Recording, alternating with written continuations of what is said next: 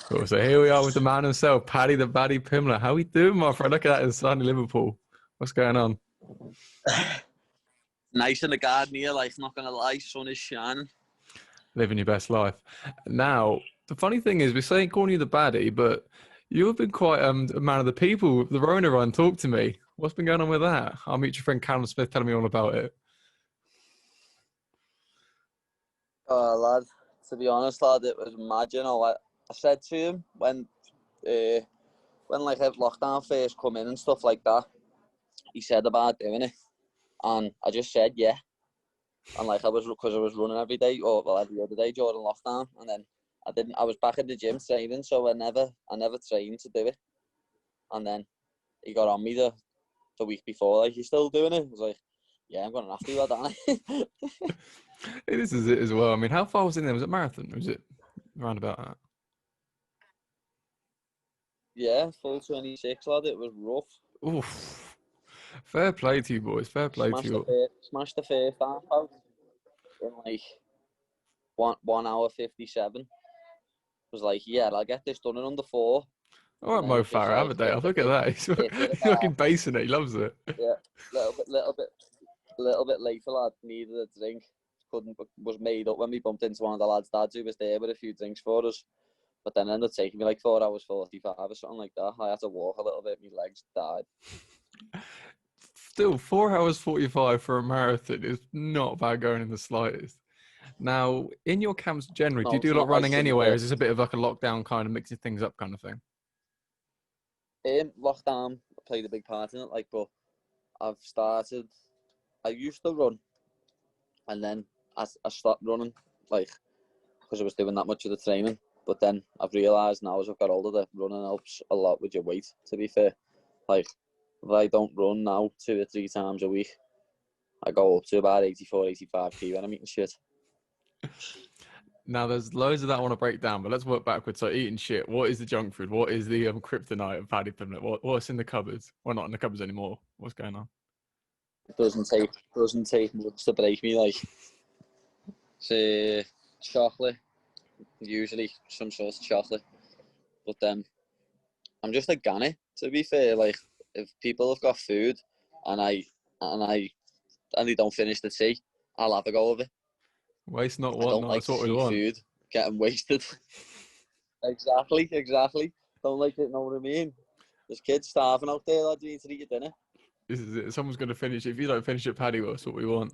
Now, when you're running, what do you like to do when you're running? Is it a case of it's a bit of a slog? Are you trying to get it done? Are you trying to visualize? You're listening to stuff? You're trying to switch off? What's your running like as a rule? I just have my music on, to be honest. Have my tunes on, lad. Fucking tunes on while I'm running. I've picked the pace up a lot recently in my runs. Like, today, I done 7.2 mile in, what was it, like 55 minutes, something like that. You know what I mean? So I was happy with that. Averaging under 8 minutes a mile. The first mile was like 7 minutes 22, and then obviously it just dropped. Kept dropping every mile after that.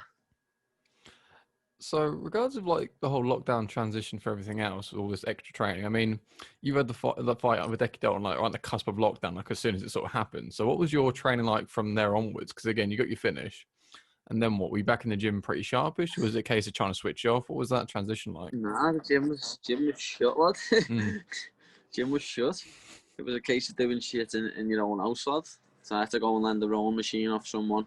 I got my brother-in-law to put a punch bag up for me in the house. So that's at the first part of lockdown. That was why I was doing loads of running, because there was nothing else to really do. I'd done jiu-jitsu a few times with one or two of my mates where they had mats. You know what I mean? That's about it. And like with the time away from training in that sense, then did you find any sort of hobbies, other things to sort of pass your time? Were you trying to get into other sides of MMA as a whole, like studying online? And what was your sort of time spent doing a lot of it? Sitting around with my mates talking shit. Mixing things up. Yeah, got on the Xbox for a bit. Fucking got back on Footy Manager on my iPad, which I'm back hooked on again. I was taking my mates on pads in my garden, to be honest, when we had nothing else to do.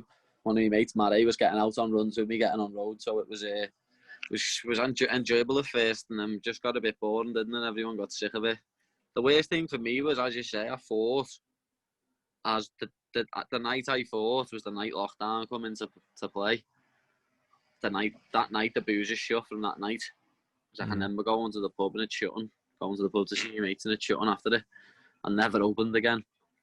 And I wanted to go for all sorts of different meals. Obviously, I'd been on a diet for ages, and then a fight, and everywhere's fucking shut. I mean, that's a bit like, you got no crowd, you got no food. Then what? What's the fucking point of this sport? You know what? Yeah, you fight and get paid, but you know that's not what you do it for. You get it for the burgers, then you got to do it for your Yeah, I ended up eating pure. Just should have seen how much chocolate I put away in the first week. Lad. It was crazy. I had like 4 bags full of chocolate and crisps, like big Asda bags, not the little shitty Plazzy ones, the fucking 20p members. Like in professional fighting ones, not like, you know, the amateur, not the Ami days now, not the off brands, you know, the actual branded ones. I was saying to me mates in our group chat yesterday, best job ever would be a fucking darts player. Oh, fucking don't worry about professional what you weigh. athlete. You just stand there. Yeah, you're a professional athlete, but you stand there drinking, fucking. Oh, that'd be Sean. That eating a scran as you're playing and that. Now, even in lockdown, you get your professional elite guidelines. You go in the pub on your own with your mates, and you get your own little bit. You get space and all this, that, and the other. They bring food up to you. Or if you get the whole environment, this, that, and the other.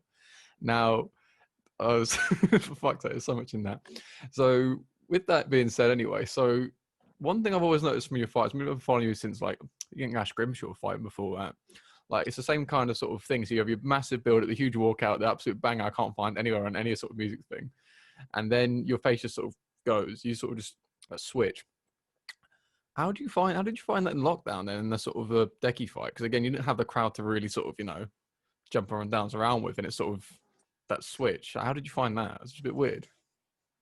It was weird, to be honest. It was very weird. Like, I'll never forget. Like, I always sing me song, you know what I mean? But I'll never forget, the only person I could hear singing me song was Paul behind me, my coach.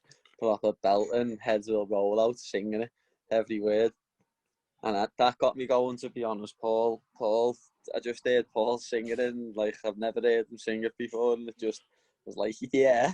I started shouting it even louder myself. But with me, I've always done it like that's the way from after your song goes off, and the announcer starts announcing, it's game on, innit? You know what I mean? It's everything's out the window. It's you and them in the cage, so you just got to start focusing on them and not take your eyes off them. And that's what I do from that moment. After the music's being played and stuff, and the announcers are starting to announce, I just don't take my eyes off my opponent. I mean, that's always interesting, that sort of divide, because again, people talk about it, but yours is very clear. Like, you have your fun, you have the energy, then you sort of switch straight into as soon as the cage door locks, you're sort of on it there onwards. Is that something you've had to develop, something you've done in training as such? Like, you know, you're laughing with your mates and it's sparring time, or is it just like on the night itself you do it? How did you find that kind of transition? Just on the night, you know what I mean? Because when you couldn't, I don't think you can transfer it over when you spar, because when you spar, you're not trying to hurt anyone unless you're bellend. You know what I mean? When you spar with people, you're not trying to hurt anyone. Like, that, everyone in the gym's your mate, and even if they're not your mate and you're somewhere else sparring, you're still not trying to hurt them because they're your sparring partners. You're both sparring to get better. So that just come about me. You know what I mean? When I first used to come out, I used to come out to rap. When I was an amateur, I always come out to rap. I come out to rap until I lost. When I lost my first ever fight, I switched to dance music, because that's what I listened to at the time. You know what I mean? Tunes like that. And then the song, I beat Martin Sheridan, and then my next fight was Conrad Hayes, and I think that might have been the first fight that I used Heads Will Roll, the remix, because some of my mates who are DJs have done that song for me.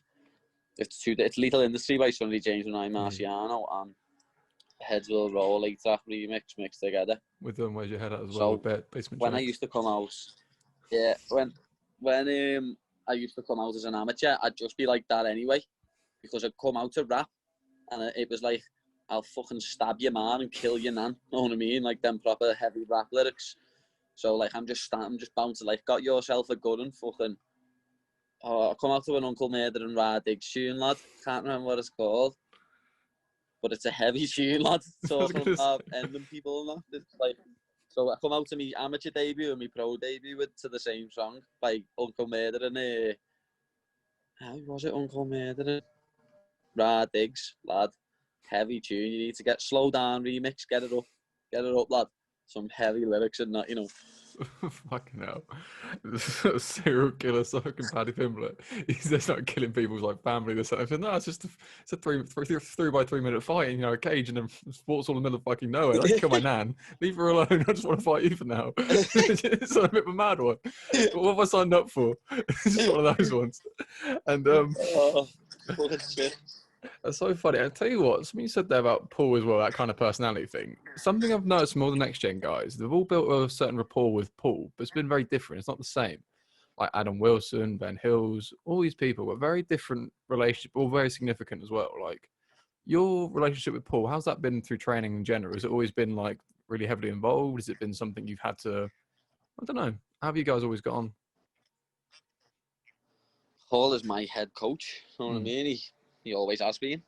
I've never been anywhere else, never really trained anywhere else. Went and done the odd session in other gyms just to keep fitness up and stuff like that and try out sparring with other people, but I've always been in next gen and it'll never be any different. Paul, I always say it in interviews and stuff, he's like my second dad. When I need to go and talk to someone about something, it's 9 times out of 10 it's Paul who I speak to. You know what I mean? He's the main man. He's very underappreciated in UK MMA. He's not talked about as much as he deserves to be, and I'll put a change to that. Well, Don't this is you kind worry. of where sorry, don't mean to interrupt. This is where the question really came from. Because again, when I say relationship, I meant more outside of the actual training side. And again, the way he works with you. Because I think the difference between a trainer and a coach is that kind of personal input. Like it's not a case of here's a carbon copy, he's trying to fit the mold. He works to you guys, and it sort of helps you guys develop as you are. So, how was your mindset going into training off the word go versus how he's changed the way you look at things, that sort of way? Was it a case of he's taken what you've already got and amplified it? Is it a case of he's tried to make you see differently? Like, how has he helped you develop your game as such? Everything mixed into one, to be honest. He's used what I've got and he's amplified, and he's also added all sorts of new things into my game that I never would have. And he's done that from day one. He always has. Like, there's a lot of coaches out there that just have a generic style fighter. All of their fighters are the same. They all do the same techniques and all have the same similar styles and stuff. In our gym, not one fight's the same. You can fight me, Fishy, Bentry, Wilson, little Nathan Fletcher, you know what I mean? You can fight anyone. Bonner, there's about 20 different pros I can name, and they're all different. Not one of us is the same. Not like some of us have some of the same traits, but you wouldn't watch us and think, oh yeah, they've all been coached by the same person. We're all our own individual, and that's something that I love about our gym. It's not, oh yeah, they're all the same. Our gym, everyone's their own person. I mean, that's kind of the beauty of that sort of model in itself. Because again, if you get, okay, they're a grappling gym, they're a striking gym, they're a Muay Thai gym, you sort of get, okay, you get stuck with that big fat label. Like the closest thing to a next gen label you've got is the sort of back control and the sort of habits there, which is something I've always sort of picked a lot of people's brains about. Because again, I think it's really interesting the way as soon as like you're like a koala on someone's back, as soon as you get that, you know, you got the sort of like elbow control, you got like the little monkey paw, all this kind of stuff. I'm thinking, fuck me, that looks horrible. I don't want any of that. Me and Fishy are two of the best in the world at taking the back. Mm-hmm. Definitely. I can see the back and just jump on in a split second. I don't even realise that I'm doing it. I just do it. It's just something that I've always been good at from a kid. It's like a triangle. Now, those are two things I really wanted to get into as well. Like your back attacks and your flying triangles, this, that, and the other. Is that stuff you like doing in the gym, like instinctively, or is it just a bit of fun? You sort of fall into those sort of positions, like that kind of stuff. Like say taking the back off the cage and always jumping on the back. Is that always your number one? Like, okay, we start the round. At some point, I'm going to get your back, or is it a case of we're just going to flow and see what happens? What's your general mindset with stuff? Well, it's like I don't really game plan spars, you know what I mean? I'll just go do the spar as it comes. Like if someone wants to strike, I'll strike. More and more in the gym, I try and strike because obviously me grappling. Everyone knows me grappling is better than me striking. So I try and spar more. When I spar, I try and strike more. But obviously, when I go to take people down, people end up inadvertently giving me the back, and I do it purposely. You know what I mean? I'll try and take people down, but I won't 100% do it. I'll 80% do it, so they can defend it a little bit, and they give me better positions to take the back. But I can take them down as well and put someone on the back, and I can sit there elbowing them. Now, with this kind of grappling MMA sort of style, what's helped you develop that MMA grappling style opposed to just straight jiu-jitsu? Because again, if you start butt scooting in MMA, you can have some trouble.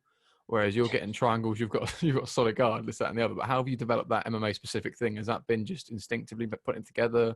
Has it been Paul's influence? Has it been MMA drills, like grappling wise? How have you managed to make more of an MMA style grappling sort of? I don't know how to word Well, it. You know what I mean?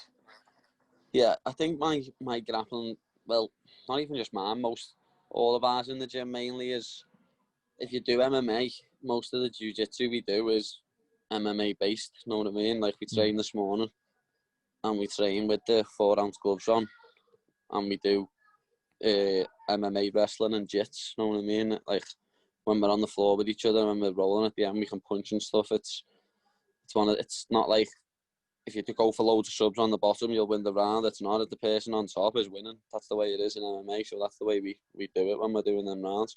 You need to get up or sweep. Or Now, submit, obviously. If you submit, you're in an even better position, but you can't just go for sub and tire yourself out and get passed and get beat up because of it. Now, as obviously your sort of name sort of builds and everything else sort of goes up, how do you find with not necessarily, well, still being competitive, but also being able to give to get and that sort of, I don't know, because again, everyone wants to say, oh, I caught Paddy with this, that, and the other, this, and all that. But how do you find with, letting yourself be put in bad positions to then get caught and then sort of build on that? How do you find that give and take as such as you're getting a bigger name in the sport? We drill them positions anyway, to be honest, Paul. We drill them positions where people are on your back and you've got to survive, and then mount, you've got to survive, stuff like that, you know what I mean? We drill all them positions anyway, but like I said, in our gym, you turn up some days and you're the nail, you know what I mean? It's not like one person in the gym's beating everyone up. Some days I have an off day, you know what I mean? I'll come in and I'll lose rounds against people in the gym. That's just the way it is. Our gym, it's not like me beating everyone up, or Fishy beating everyone up, or Bensley beating everyone up, or I mean, it's everyone's in it together. And some days you turn up and you'll lose 5 rounds on the bounce if you don't switch on. You know what I mean? If you don't turn up, you will. Sparring's my favourite thing. That's what I love. So I turn up most of the time, and I love sparring. You know what I mean? Like, I love sparring, lad. It's great. There's nothing beats it. Burns loads of calories, gets you ready for your fight, but you just can't do it that much because you'll end up getting fucking injured. Like I say, in our gym, one of my hardest spars is little Connor Wilson. He's a bantamweight / flyweight, and he's got the most horrible kicks and speed and angles in the world. Like, he's a black belt in karate, and he just hits you from all mad angles that you don't see. And he's tiny, lad. It's like ear up to me, you know what I mean? And he catches me with all strike kicks and body shots, and all of a sudden I'm just like, lad, Connor, you are horrible, you know. I call him Connor the Wash Wilson. Now, one thing I wanted to sort of go into as well is I've seen a few bits of you in the warm-up room before a fight wearing your shinies. Is that for you? Are you doing sparring before you fight, like a little warm-up sort of spar? Or is that something just like hitting pads and stuff? No, it's so I can, like, as we're sex sparring, it's so I can kick, you know what I mean, and not hurt people. And then in that warm-up though I had, that was when my hand was fucked and I couldn't really punch. So I was predominantly kicking. So because of that, I had to put chinnies on, because I was doing them with my boxing coach, and he's not used to taking kicks. That's why he hit the deck off a body kick. I mean, you said that, not me. That's fine. But anyway, but no, it makes sense though. Like, because it's one of those things. Some people like to properly fucking get a sweat on by, like, I remember I was doing 5 fives before they've even gone out, and some people like to just sort of, get there, put the music on, go to sleep, and wake up in the fight. And again, it's that kind of mix. And when it comes to you being obviously at the main events, being the end of the night, how do you find that whole day? Because again, as much as it is nice being the star of the show, you also got to do a lot of hanging around. Like, what's your normal plan when you're like the main event? Yeah. What's your, I don't know, If you notice, if you notice, most of my last fights, I've like, apart from the title fights, I always ask to be first on the main card because you know what time you're fighting. You know what I mean? You know when you're on. You're on just after 9. First fight. The only fight what has scheduled in. Other fights you have to wait because someone goes to decision. Like I'll never forget when I fought at Rosa. Obviously, Fishy was the fight before, weren't he? Against Nick Hearn and Webb, and that went 5-5, and I just went absolutely freezing. Just stood at the back, absolutely shivering, thinking, oh my God. Trying to get all pumped up and psyched up, and that was another one that was just like coronavirus because there was only like 100 people there. Could hear every single word that my mates and my half-father and that was saying. So when it comes to, like, say that a card, like specifically there, then we had this conversation on earlier podcast about if your mates are fighting on the same card as you, do you watch their fights before yours, or would you like to sort of let that happen in its own right and then watch it after the fact? Like, how do you find, like, say Fishy's fight there? Did you sit and watch that, or did you try and like stay away from it? No, I watch it. Obviously, I watch it from the side and start showing instructions. I think it's worse watching other people fight than fighting yourself. I hate watching other people fight. It's horrible. I proper sweat and worry, and someone loses 9 out of 10 times I cry. I mean, definitely, because you sort of share blood with these people. I mean, never forget that before I fought back. Elliot lost, and I seen him in tears, crying and that in the back, and I started crying my eyes out, and that's one thing that I probably should not have done because he was crying his eyes out, and I started crying my eyes out, and like I'll never forget it. JP properly like headlocked me and said, "Come on, get out of here! You don't need to be seeing this. You shouldn't be involved in this," and pulled me in the changes. You know what I mean? And said, "Turn it in. You need to worry about yourself. Stop worrying about other people." And then I lost. Then you start crying, then you start crying, and then you keep crying, you don't stop crying. I mean, this is kind of the question, though. That's sort of the point, is where you've got your own fights sort of prioritized. And again, you're sort of people you've also been invested in that kind of weird sort of moral dilemma. Now, with that, then, are you quite a busybody on the day? Are you always walking around? Are you just trying to do whatever? Are you just trying to chill and switch off? Like, even if you're not at the venue, what would you like to do normally? I'm always running around, me like doing something. It's one of them. It's like Christmas for us fighters, so you don't have a lion, you can't. It doesn't work like that. You try and have a lion, and it doesn't happen. You know what I mean? Like last fight, I hadn't fought for 18 months, so I got up about 7 o'clock or something. Was proper excited, just like, oh yes, and then I got in about. Was out and about all day, potting around, doing stuff in my bed, and then went to see my brother and my niece and that, and I got home and I lied on my bed and started to have half an hour, and it just didn't happen. Just sitting there, proper eggy, like, I can't wait to smash his head in. And now, that kind of thing is so relatable as well, because you're sort of excited, you're on edge, you're trying to sleep, okay, I'm fighting soon. Yeah. It's like count down the hours, okay, cool. Like doing them long, deep breaths, trying to slow my heart rate down, lad, and it just weighing at me. And diet-wise on the day then, because again, when you're like that kind of nervous energy as well, you're not really that hungry, but you still need to get like an appetite somehow. Like you force yourself to eat, are you trying to the refuel? Are you fucking stuff in your face? You're fucking got no appetite. Are you mad? Fuck, I have an appetite, lad. There we are. Even on the day itself? Day, lad. Yeah. See, lad, why do you think I spewed up that time? Lad, I was eating Ferrero Rochers and chocolate and having a hot chocolate like 4 or 5 hours before. Ferrero Rochers fight. Was that Julian Rosa fight? Yeah. Oh, fuck that. Like, that's one of them ones. It's like the bloating from like the weight cut as well. That's a point. That's one of them proper daft 21-year-old kid not listening to anyone. That's old school. That's like old school, like Bama days. People are doing that, like eating all sorts of like kebabs and stuff the day after. Or I've got a better one than that, lad. Years ago, I fought Ty, and I proper killed myself to make the weight because the lad was smaller than me. Well, he weren't smaller than me. I was just fat, and I whipped chocolate milk out after being in a sauna. And Paul just snatched it out my hand and went, "What the fuck are you doing, you little idiot?" Give me a proper shout and had him through water with diode lighter in it and said, "Fucking drink that, you idiot." For fuck's sake. Sure, yeah. You fucking Nesquik. This is what you want. He's got a little fucking like Cocoa Puffs. It was just like, fucking has his own chocolate milk, lad, know what I mean? And just bottle, whipped it out. Giving you food But, poisoning. Some sort yeah, of because bottle of milk or it's whatever. got loads of calories in it. So I was thinking, yeah, get this in me, I'll be sound. Fucking Paul went, what are you doing, you little fucking tit? Thing is, I can imagine you now, a little fat kid sweating in the sauna thinking, you know what, that chocolate milkshake's gonna be fucking banging. Or this is going to be worth it for that. Yeah. And as soon as you And it get there, was you're able to fucking twist the cap freezing, off. lad. Then Paul just turns his When I head. He's pulled like, it out, it had all condensation down it where it was that cold, lad. Woo! I mean, the beauty now of isolation is you can have all the chocolate milkshakes you want, and Paul can't say anything. Like, you don't tell him. I won't tell him if you don't. It's all right. I just that was all the shit I was doing, lad, at the start of lockdown. Going to Costco and getting cookies and that, and I was just was getting like 3 cookies, putting them in the microwave, putting chocolate on Nutella on all 3 of them, and then like putting 2 pieces of Galaxy Caramel, 2 pieces of Milky Bar, and 2 pieces of fucking something else on each cookie, and putting in the microwave for 30 seconds, lad. It's like orgasm in your mouth here. So this is why I do the podcast. Is you get the inside. You get what you need to know these things. You don't want to one-to-one. Don't know striking stuff. Fuck that. This is what you need. This is what you actually fucking need.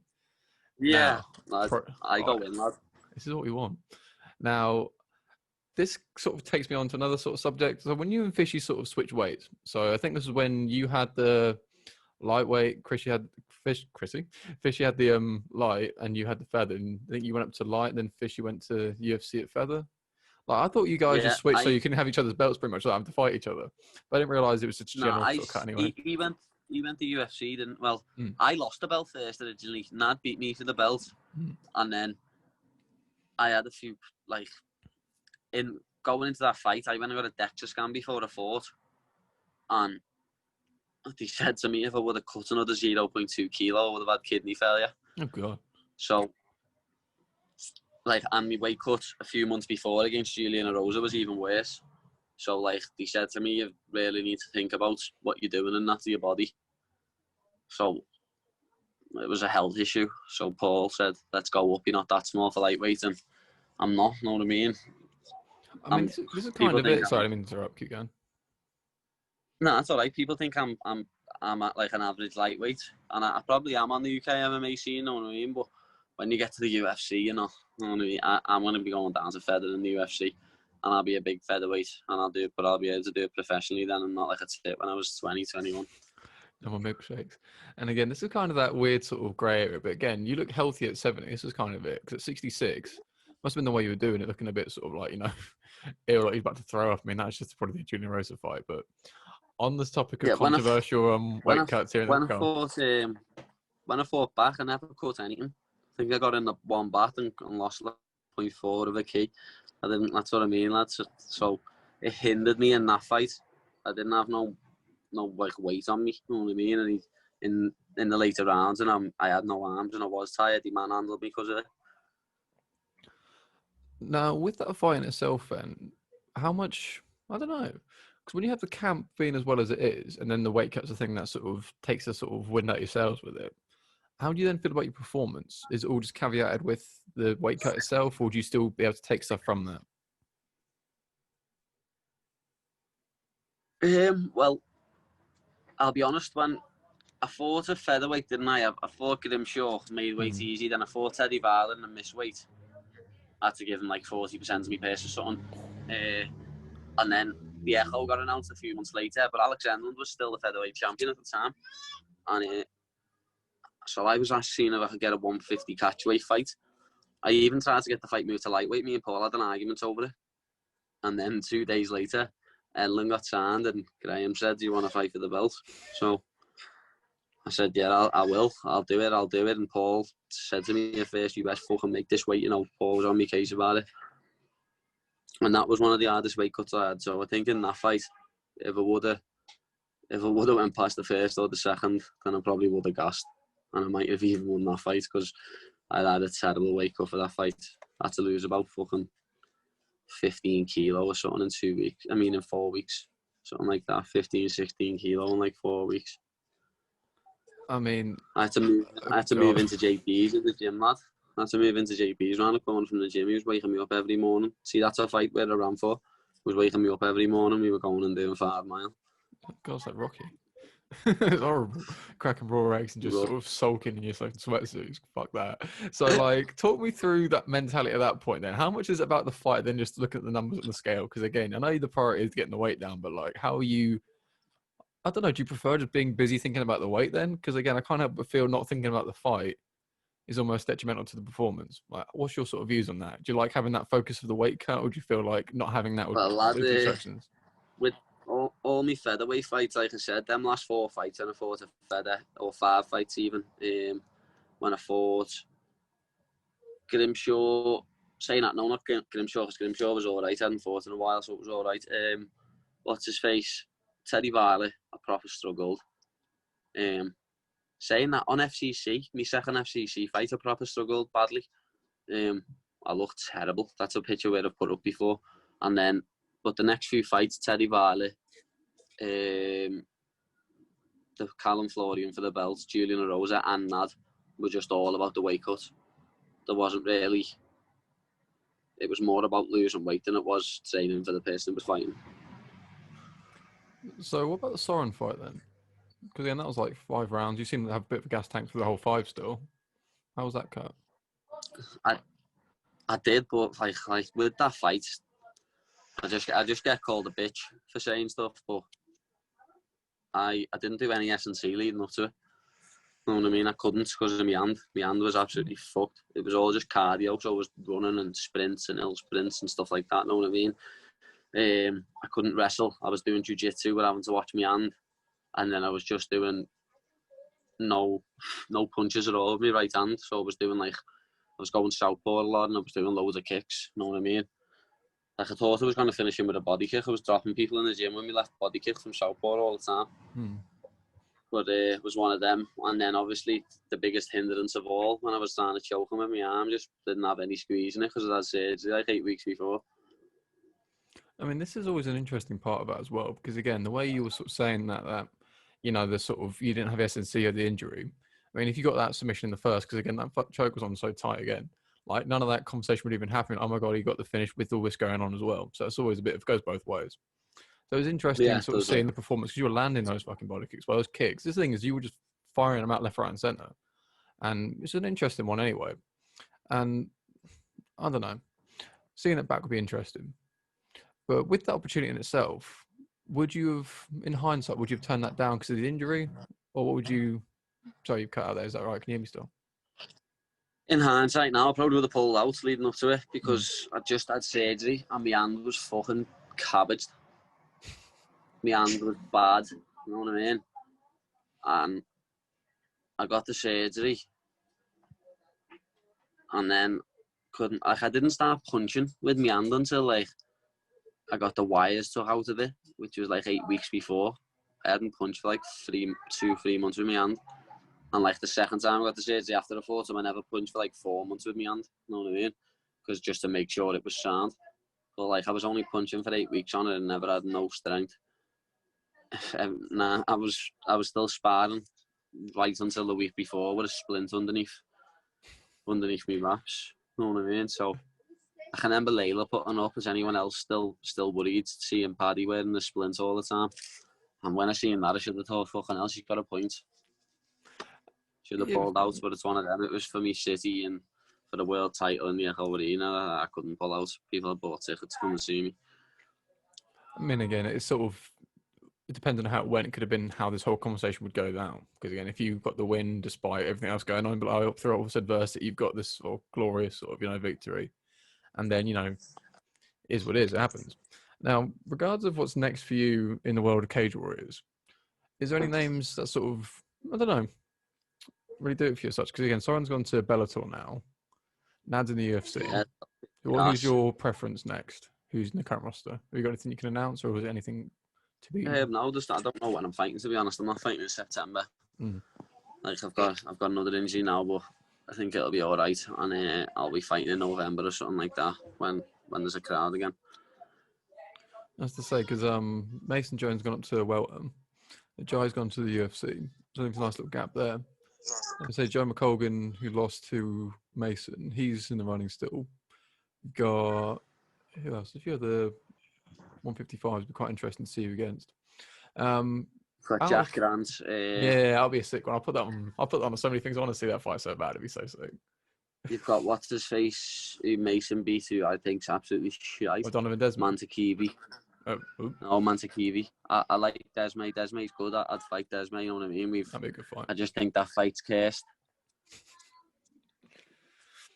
I mean, it's an interesting one as well. And regards of like watching these other guys as well, is there anyone on the roster particularly you I don't know, study as such or sort of follow, or is it whatever's on you just sort of just watch because it's there? Yeah, I don't even watch that much MMA, to be honest. I've done it for that long. I watch the UFCs and that when I get a chance to. When I'm watching them back, I won't stay up. Last UFC I stayed up for was Diaz Masvidal. You didn't even stay up for Fishy? Oh, I'm gonna tell him he's gonna be so upset. I can't stay up for them, lad. I fall asleep, lad. I mean, that's half the problem as well. Now, when I watched them the next day, lad. this is it. Just get up in the morning, don't look at the results and watch them. So when Fishy and Molly fought on Fight Island, that kind of time, were you involved in those camps as well? As they sort of doing it in their own sort of quarantine like sections? Because again, it's all up in the air regards of I don't know what's open, what people can do and stuff. Obviously, Fishy needed bodies, so I was there with Fishy, of course. And like with the weight cuts, But then his opponent changed. So his opponent changed. So obviously, when you got a different opponent, you need different partners. Because I'm not unlike Jared Gordon. I mean, this is where it's another sort of thing in itself of regarding how you prioritize one specific style. Because if you have like pullouts last minute, again, the world can change regards to styles, and then it's trying to work out, okay, everything I've done is very specific to this. Like, I don't know, how specific are your camps to your opponents? Do you try and keep it specific to their sort of styles, or is it just you spar as you are and you sort of make them fit your mold? Well, we haven't really had to do nothing specific. Well, we started some specific stuff for Desmay twice, but never ended up coming to fruition. Obviously, Giannetti took the fight in like a week, so I just practiced on getting on out of some darces and anacondas because it's all he's got. And then, obviously, Decky Dalton got him on like a week's notice, and we didn't see nothing at all that he was good at to what he is. So I think we'll start doing that when we get a better opponent or we get a new UFC and opponents are better in general. Saying that, I don't even think they are. The top end of the Cagewarriors roster is better than the bottom end of the UFC roster. Now, this is something I've really noticed as well from absolutely binging Cagewarriors in lockdown anyway. Like, some of the Cagewarriors guys are unreal. And some of the prelim fighters on the UFC aren't, you know, I'm not going to be disrespectful, but yeah, you wouldn't be surprised sort of changing the logos around and saying, okay, that guy's a Cagewarriors guy, this guy's a UFC guy. You wouldn't be overly like, you know, it's one of those ones. It's hard to say without sounding like a knob, but yeah, you get quite a mix of standards. We'll call it that. We'll try and build PC and save a bit of face.